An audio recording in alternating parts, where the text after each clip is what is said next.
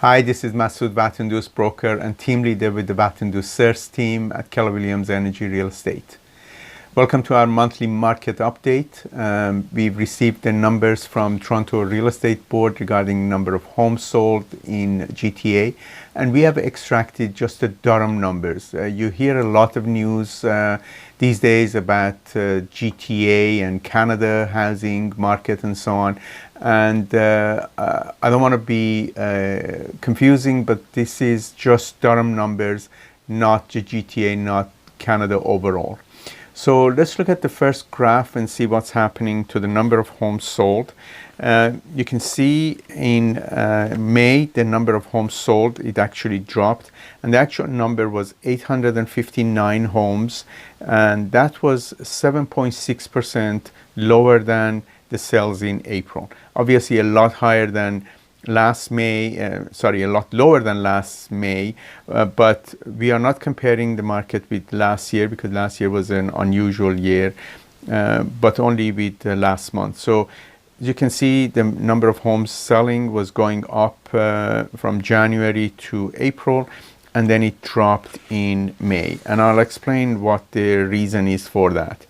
But before that, let's look at the prices. Prices also dropped in May, and the average price of home was $597,000 and change versus $609,000 and change in April. So again, the prices were very slowly inching up from January to April, and then dropped in May.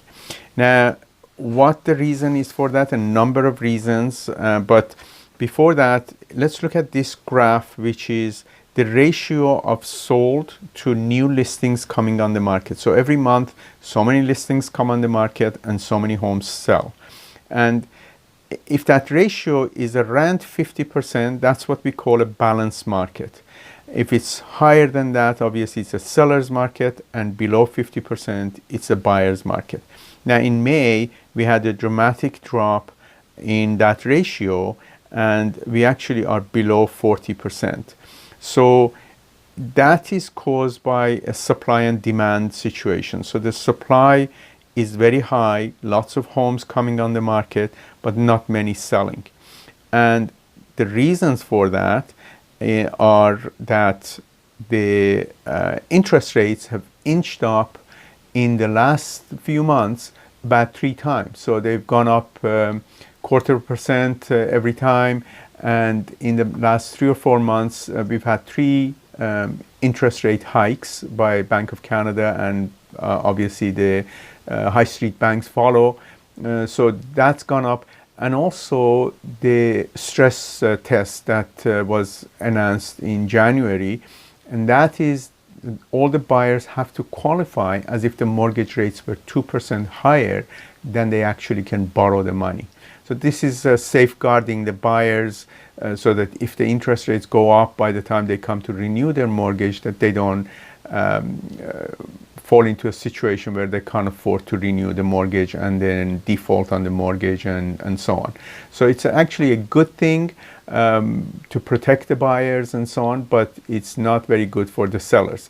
So that combination of those factors have caused the buyers' ability to purchase, and with a lot of homes that are on the market at the moment and few buyers, then we see that ratio changing, and hence the drop in the number of homes sold and the price of homes coming down.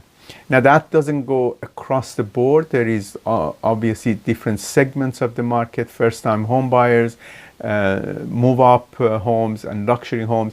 They've been affected differently. So I'd be happy to talk to you if you have any questions regarding your particular case, your particular home, if you're buying or selling. What is the market doing exactly in your area and your segment of the market? Be happy to do that individually. So please feel free to give me a call or email me, and we can get together and sit down and discuss your particular situation. Take care and look forward to hearing from you. Bye-bye.